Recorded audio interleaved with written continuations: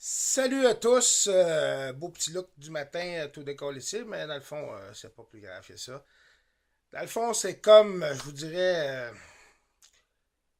ce matin, c'est comme un peu un cri du cœur, puis en même temps, un peu une dénonciation, comment je pourrais dire ça, humanitaire, whatever. Euh, on s'en cachera pas, j'ai des problèmes depuis quelques années. Ma vie personnelle, problème probablement mental que j'essaie de trouver par plusieurs sortes de choses. Ça m'a amené il y a 4-5 ans à une dépression, puis qui a tout déboulé. Ça allait pas bien dans tous les aspects de ma vie. Je subissais en plus du harcèlement de mon employeur à cette époque. En tout cas, rendu au bout du boulot, que j'étais pour tout perdre, j'ai pas eu le choix de retourner au travail. Euh, euh, j'ai réussi à régler mes problèmes de couple et de m'apprendre à vivre et j'ai continué à investiguer sur ce qui pouvait être mon problème, qui a été parfois, qui aurait pu être bipolaire, qui aurait pu être dépendance, on sait, j'ai des dépendances multiples, j'ai fait une dépression, euh, problème TDAH, probablement, on investigue tout là-dessus, mais les gars, quand tu investigues là-dessus, souvent, tu as des réponses différentes, du monde différent, puis ben, de mon côté, moi aussi, je fais mes recherches intensément, j'ai essayé du yoga, de la méditation, je vais dans des groupes de conscience, c'est ça qui m'aide beaucoup, des groupes de croissance qui m'aident beaucoup. Je fais du cheminement personnel sur moi. Mais le problème aujourd'hui, en 2015, c'est que la maladie mentale est tout un problème personnel d'une personne, mais on considère qu'il faudrait donner une pilule la personne se gèle puis reste couché chez eux 24 heures sur 24, 7 jours sur 7 pendant X nombre de temps, puis qu'au bout du temps où ce qu'on va enlever la pilule, tout devrait être réglé, réparti.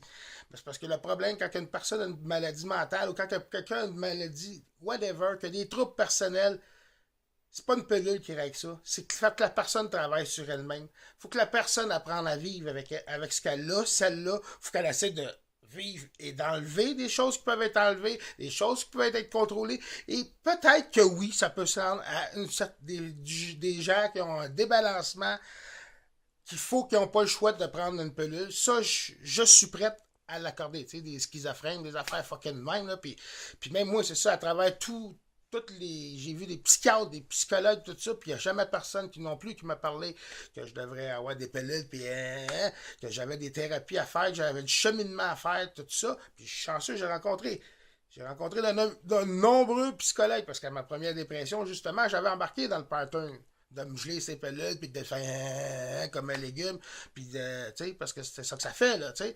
Puis maintenant, j'ai pogné une psychologue, puis elle a dit, tu sais, Sylvain, elle dit, peu importe le mal qu'il y a en dedans de toi, peu importe la souffrance qu'il y a en dedans de toi, peu importe la maladie, s'il y en a une, ou le déséquilibre qu'il y a, si on veut, si tu ne l'affrontes pas toi-même à froid, et que tu n'essaies pas de deviner c'est quoi, ben pas de deviner, de trouver c'est quoi, tu guériras pas, tu réussiras pas à vivre avec.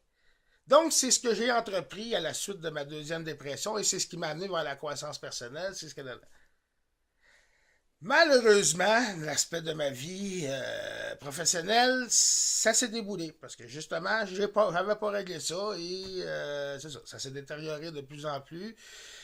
Ça m'a amené à faire des choix, à me dire si je devrais pas quitter cet emploi-là. Mais tu sais, quand tu as un emploi depuis X nombre d'années, tu as une sécurité, tu as tout ce qu'il veut, tout va bien, ça rentre à toutes les semaines, tu as un horaire, tout est beau, tu as un beau fonds de pension, une assurance, tu as tout. Puis tu te dis que là, si je décide de partir là, je perds un quart de million en pension. Je perds toute ma stabilité financière. Et malheureusement, oui, cette stabilité financière-là déstabilise toute ma vie. Euh, Fait que là, j'ai voulu longtemps rester dans ça et ça m'a amené à une deuxième dépression. Fait que là, j'ai tombé. J'avais acquis des outils de ma première. Et j'ai fait, selon moi, des choix que je pensais qui étaient les meilleurs, soit que d'assister à des ateliers de croissance personnelle, de voir du monde avec qui je m'entends bien. J'ai pas de femme, j'ai pas d'enfant, j'ai une mère malade dont je suis l'aidant naturel et le tuteur. Présentement, j'ai pas les capacités à l'aider et c'est ça aussi qui m'a amené à ma deuxième dépression. Beaucoup de culpabilité parce que les 6 derniers mois, j'ai pas été capable de m'en occuper.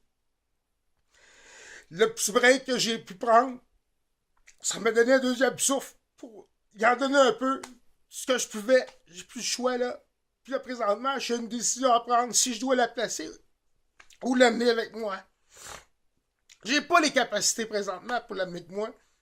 Si je pourrais continuer dans la vibe que je suis, ma croissance personnelle, mon cheminement, je m'enlignais vers ça. Tout récemment, ça s'enlignait bien. Je m'en alignais vers faire des beaux projets. Malheureusement, mon employeur m'a encore mis de la pression. Ça a craché. Là, je suis comme pogné dans un étau. Qu'est-ce que je fais? Je quitte tout à tout jamais cette job-là. Mais si je quitte à tout jamais cette job-là présentement, je me retrouve que je perds tout. Je perds une maison que j'ai acquis à l'âge de 44 ans. La première maison à moi que j'ai eue, je vais tout perdre là, présentement. Financièrement, je suis à côté là. Là, j'ai des grosses décisions à prendre sur la santé avec ma mère. L'employeur, c'est arrivé là. L'employeur ne comprend pas que j'assiste à des activités de croissance personnelle. Que parfois, je vais travailler. Ceux qui me connaissent, j'anime des galas de boxe amateur que je fais depuis. Moi, je suis dans le domaine de la boxe depuis 2000. J'ai été 15 ans bénévole. Puis, suite à ça, ben, j'ai fait de l'animation pour. Je chante, ben pas je chante. J'anime pour des galas de boxe et tout ça. Puis, moi, la boxe, le 20 ans, c'est ce qui m'a sorti de la drogue forte. Fait que, tu sais, c'est comme ma deuxième famille, ça aussi. Fait que j'ai la croissance personnelle qui m'aide à mon équilibre, qui m'aide à me prendre en main. Puis j'ai ma famille de la boxe qui, oui, je travaille, puis je suis peut-être pas supposé d'être apte selon du monde à travailler, mais travailler une fois ou deux ou une couple de fois de temps en temps par mois avec du monde que tu t'entends et aller travailler 5 jours sur 7 dans un environnement où tu n'es plus capable, où tu as fait de nombreux appels à l'aide, que tu as tout donné et qu'on ne t'a jamais donné les outils, même si on aurait eu la capacité de te donner. C'est beaucoup de choix que j'ai à faire. C'est pour ça que je vous avais dit récemment que je voulais prendre. J'avais des grosses annonces à faire. Avant que ça recrache, avant que ma mère. Je apprenne que ma mère là, est à l'étape où il faut que je la place, je l'amène avec moi. Avant que là, j'étais en train de tout structurer mes affaires financièrement. Mais j'avais prévu que bon, ben, je vais être mieux, je vais placer mes affaires. Je vais reprendre ma santé, je vais recommencer à m'entraîner, tout ça. Je vais recommencer à aller travailler. Cet été, j'ai mes vacances. J'avais prévu, justement, mon grand projet, c'était cet été, que je vais vous dévoiler ailleurs. Puis c'était là que je prenais ma grande décision à savoir si je quitte. Mais je voulais quitter en forme, je voulais quitter avec des capacités à m'aligner. Là, présentement, je suis comme à terre.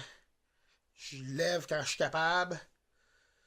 Puis j'y vais au gré de mes capacités. Puis là, ben c'est ça, les petits pépins qui sont arrivés, qui n'auraient pas dû arriver dans le temps normal, que ça aurait été facile à passer à travers. Mais là, c'est que tout arrive, puis là, on s'en cachera pas. Là, ça fait une semaine que j'ai pas d'eau chez nous. Là. Ça fait 2 ans que je creuse ce pour isoler. Là, j'ai tout isolé. La seule petite crise de bout que j'ai pas isolé qui passe en dessous de mon entrée, c'est là que je l'ai cette année. Les 3 jours qu'il a fait fret, j'étais pas chez nous, tabarnak, puis ça a gelé. Fait que là, ça fait une semaine, j'ai pas d'eau. Fait que c'est toutes des petites affaires dans même. Puis là, on dirait que c'est ça. Aussitôt que j'ai de l'espoir, aussitôt que je me retrouve dans ma belle gang, que je suis bien, je vais les voir, mais après ça, je suis peut-être 2-3 jours sur le divan couché, puis je fais rien, puis nanana. Puis là, ben, quand j'ai des choses que j'ai pas le choix de faire, mais je les fais. Mais là, c'est ça. Là, on m'accueille au pied du mur, j'ai des décisions à prendre, j'ai plus ou moins les forces et les capacités parce que le système ne comprend pas comment l'humain peut devenir meilleur. Il faut laisser du temps. Il faut pas s'acharner, puis il faut trouver. Puis quand quelqu'un t'envoie des cris du cœur, des cris d'alarme, là, parce que c'est ça que j'essaie d'expliquer par-dessus tout, c'est que le monde aujourd'hui qui me juge, je leur ai donné plein d'outils, je leur ai donné plein de signes d'alarme, de nombreux. Puis quand je parle de nombreux, là, c'est à coups de douzaines là, au cours des dernières années. Là, comme quoi qu'il y avait de quoi qu'elle n'allait pas bien. C'est ça aussi la fonction publique, parce qu'on s'en cachera pas, c'est là-dedans que je suis. C'est que t'es un numéro, t'es un numéro. Que tu sois le meilleur, que tu sois le plus jambon, si t'es un numéro, t'as aucune considération. Puis on est comme qu'on nivelle par le bas, mais c'est ça. Fait que si toi t'es le meilleur, ou si t'es des meilleurs, ou si t'es dans ceux qui ont le plus à cœur leur ouvrage, mais t'es considéré comme le tout de cul, qui veut rien savoir. Puis la journée, ben, tu prends ça trop à cœur, puis que tu craches, mais justement, t'es encore considéré comme le trou de cul qui, lui, continue à rester dans la machine, puis à profiter de la machine, puis à se foutre de tout. C'est ça que je trouve triste. On est dans une société de même, où ce qu'on n'aide pas le monde qui sont malheureux, puis qui ont mal. C'est qu'on siphonne le monde, jusqu'à les rendre malades, puis à les étouffer. Le monde le savent. Moi, j'aide les itinérants. Pourquoi? Puis on les juge, les itinérants, mais apprenez le temps de les.